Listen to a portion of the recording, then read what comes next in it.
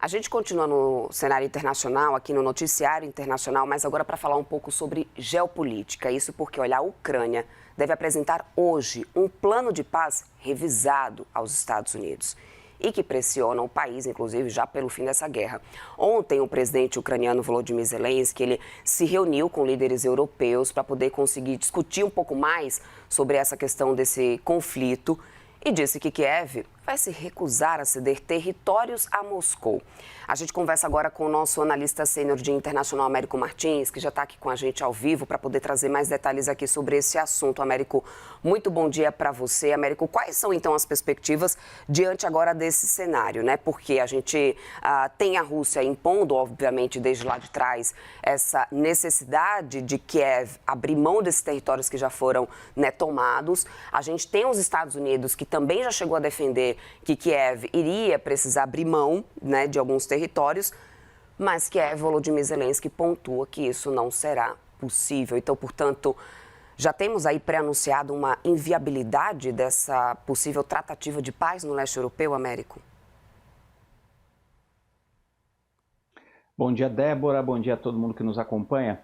Débora, você está correta. Eu diria que nós estamos mais próximos, neste momento, do fim das negociações, sem grande conclusão, muito mais próximo disso do que de um acordo de paz, infelizmente. E por que eu digo isso?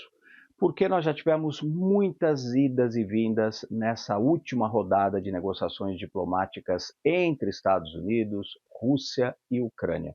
Nós já tivemos uma proposta que foi feita, elaborada pelos Estados Unidos, de 28 pontos, que, segundo os críticos, era muito próximo de todas as demandas dos russos.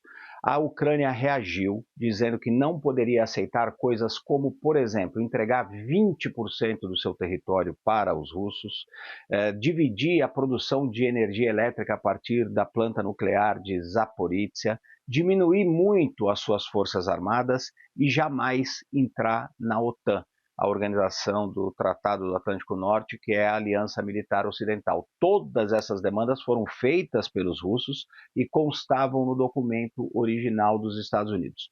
Houve uma reação de Kiev. Aí os Estados Unidos se dispuseram a ir até o Kremlin. O Steve Witkoff, que é o enviado especial do presidente Donald Trump, foi com o genro do Donald Trump, Jared Kushner, ao Kremlin.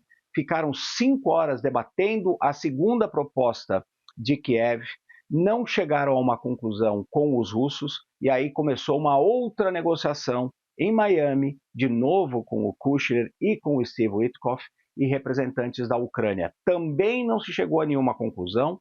O Volodymyr Zelensky teve uma reunião aqui em Londres ontem com os principais líderes europeus, da França, da Alemanha, aqui do Reino Unido, e hoje promete entregar uma nova proposta revisada mais uma vez.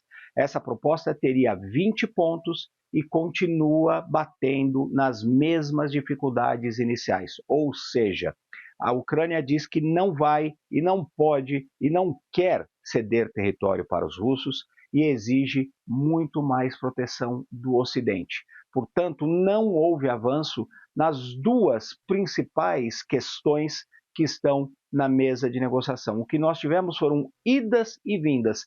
E por que eu digo que a gente corre um risco agora dessa rodada de negociações ser interrompida e não dar em nada? Porque a paciência do presidente Donald Trump é notoriamente curta. Ele já colocou, inclusive, pressão sobre o Volodymyr Zelensky.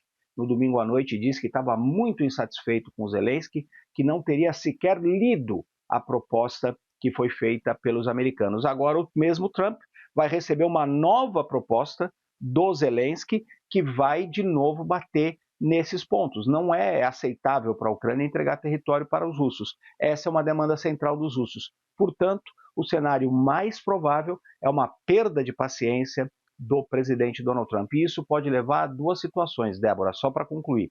Ou ele se desengaja completamente desse processo e eventualmente até retira apoio à Ucrânia, ou ele tenta dar um checkmate no presidente Volodymyr Zelensky para que ele, de fato, assuma que vai precisar perder território. Nenhuma dessas opções é satisfatória para os ucranianos ou para os europeus e não vai levar a um processo de paz que seja justo. Enquanto isso, a gente vê o conflito se estender lá no leste europeu, né? Américo Martins, muito obrigada, meu querido, então, por todas as atualizações. Qualquer novidade, volta a chamar a gente por aqui.